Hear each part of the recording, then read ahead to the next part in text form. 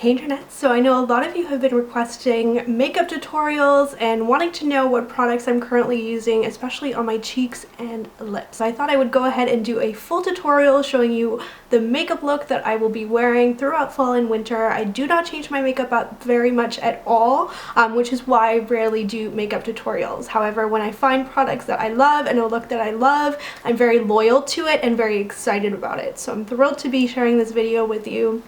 I'm going to go through step by step everything that I use, from skincare, lip products, all of it, as well as my favorite tips and tricks for how to make your makeup last a long time and look good in an office and classroom environment. The look has a very natural looking voluminous 90s lip, which I really like. It's kind of my twist on the trend, which I think is going to continue to be huge this fall. And there are some ways that you can kind of still emphasize your lips and have that kind of look without it looking fake or weird at all for everyday life. So without further ado, let's get right into my makeup look for fall and winter 2020. Very first thing I do before I start applying makeup is I put on my favorite cream for fall and winter, and that is the Neutrogena Ageless Intensive Deep Wrinkle Moisture Overnight Cream. And this is actually a retinol cream, which is odd to use during the day under makeup, but my makeup has SPF in it. And I don't really get any sun exposure at all during the fall and winter. I'm just in the office, facing away from windows, so I really don't worry about that too much. And I find that this really helps to resurface my skin underneath my makeup and keep it really fresh and dewy looking without getting that really like dry fall and winter skin. Then the next thing I do is go in with concealer, and today I don't have really bad under eye circles. I'm just going to go ahead and use a light one. So this is the Neutrogena Healthy Skin Brightening Eye Perfector, and it does have some SPF in it, so it kind of does protect my skin. Where my moisturizer might make it a bit more sensitive to sunlight. My foundation of choice for fall and winter is a Vichy Dermablend. This is the color 25 Nude. This is one of those highly pigmented foundations because I feel like I have a lot of redness around my nose and chin. Once the weather gets colder, somehow that's my hormonal response.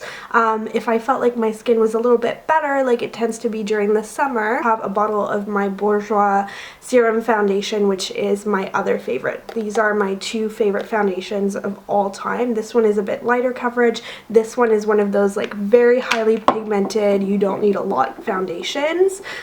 So I just apply a dab of that into my palm, and then I'm going to dab it onto my skin, and you'll be able to see how pigmented it is. I'd say it's about a half shade darker than my skin, which I actually like because then I feel like it gives me a little bit more color. I do have a Beautyblender. This is something I've started to use over the last few months. I find that it especially works well with really pigmented foundations like this one, where you can end up applying too much if you're not careful. And what the Beautyblender does is you use it damp, and so it just kind of blends everything in, and the water that's in it will almost dilute the foundation a little bit where you might need it over any kind of areas that might end up looking cakey, because especially under office lighting or classroom lighting, those really bright, unflattering lights, you can end up having a really cakey looking face if you're not careful. And I do my makeup by natural light, so that's what you're seeing right now, which is a lot more forgiving. So now you can see that my skin looks pretty good. There's not a lot more coverage needed. Usually what I'll do is I'll go back with my Cle de Peau Concealer and just kind of blend that around my nose a little bit, because I just find I get so much redness there and I need something a bit thicker sometimes. You can see I have these weird, scary mask lips from my foundation, which is really hard to avoid, so I don't bother trying. What I do is I now have this little routine where I use a damp washcloth on my lips after I finish my foundation. And so what that will do is take off any foundation and exfoliate my lips at the same time, and then I apply some lip balm while I continue to do my makeup so that my lips can be moisturized. And I found that although this can be kind of annoying to do when I'm doing my makeup, it makes a world of a difference in avoiding those really scary chapped lips during the winter. this stage you can use any lip balm that your heart desires, but I do really like the Bite Beauty Agave Lip Mask. It has a gorgeous color, it tastes really good, it's all natural. I just apply a bit of that. And if you apply more of this, it has this really gorgeous pomegranate color, but I'm not applying it so much as a lip color as a lip product today because it is really good at moisturizing. I go back and I take off excess foundation from around my eyebrows because that's another area where your foundation can end up looking cakey. Q-tips are a beauty girl's best friend. Please excuse my cat for the indecent licking that is going on in the background. I don't want to kick him out because then he'll start meowing throughout this tutorial. So I just used my favorite powder, which is the Bourjois Healthy Balance in color 53 Beige Clay or light beige. This has a matte finish, but it's very light, almost a little bit translucent. And I just dust that with a big fluffy brush over my T-zone. And that's really enough mattifying for, I would say, about the first half of the day. And usually my routine is I will powder my face again at lunchtime or blot it as it needs. And I don't really need any more mattifying than that because actually this is a pretty sort of satin to matte finish foundation anyway. So don't do very much contouring at all during the fall and winter. If you want to, that's totally fine.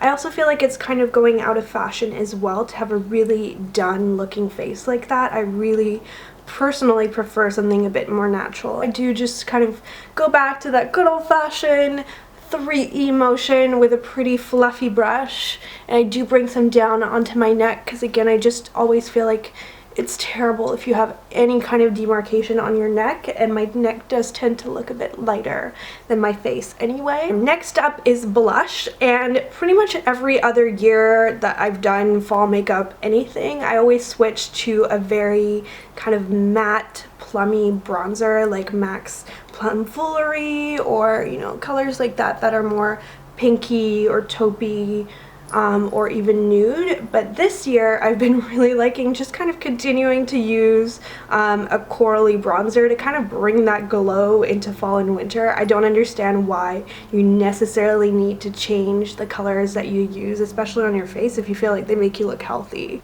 And I don't apply a ton of it, but I do kind of blend it backwards, so it's over quite a large area of my face. So then for eyeshadow base, I'm still using the same one. It's my Nars Pro Prime Smudge Proof Eyeshadow Base.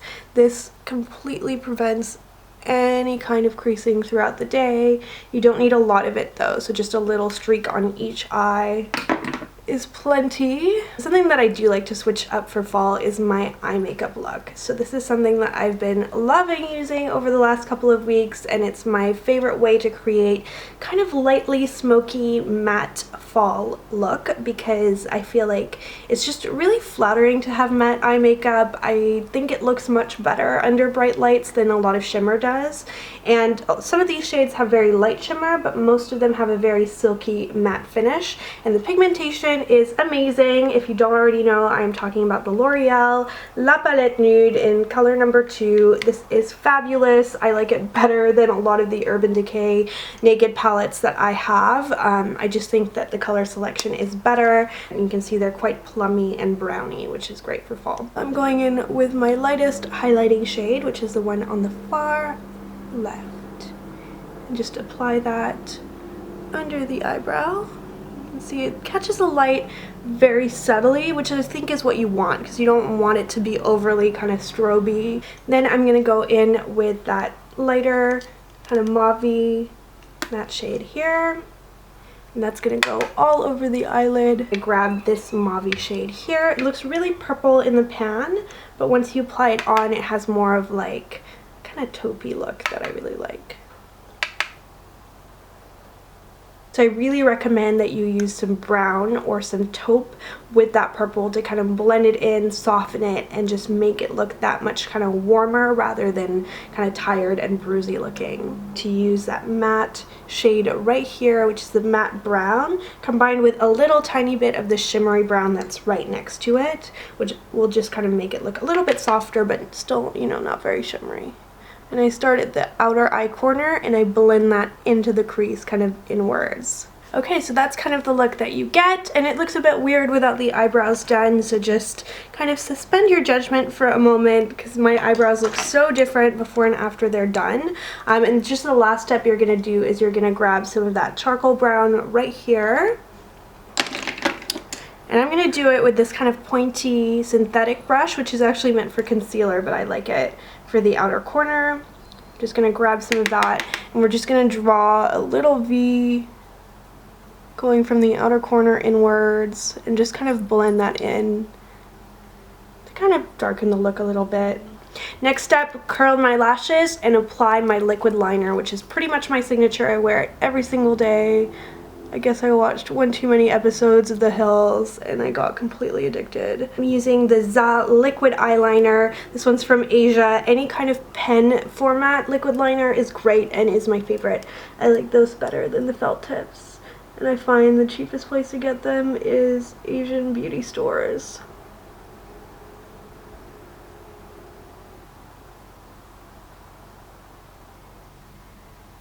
I have an NYX Wonder Pencil here, which is my favorite little trick to brighten up my eyes when I'm feeling kind of tired. This is the color medium because I find they run kind of light. What I do is I just rim my eyes with it very lightly. It doesn't have to be this like super stark color. You're going to go in with your favorite mascara. This is a good old Voluminous original from L'Oreal. Probably my favorite mascara of all time. And I'm just going to apply 2 coats of that before we go ahead and do our eyebrows. And make sure you wiggle that brush back and forth to really get it into the roots of the lashes. And what I think is actually the most kind of makeover-ish part of my doing my makeup is my eyebrows, because they're kind of thick and kind of sparse at the same time. They're quite dark, and to get them to look even, I have to kind of really kind of shape them. Because otherwise they're both completely kind of different shapes. I have really difficult eyebrows, and yet there's something that I kind of love to emphasize. So something that really helps is using a cream brow product like this. So this is the Anastasia, but I find that more and more brands are starting to come out with products like this that are highly pigmented and a lot more natural looking than just a pencil.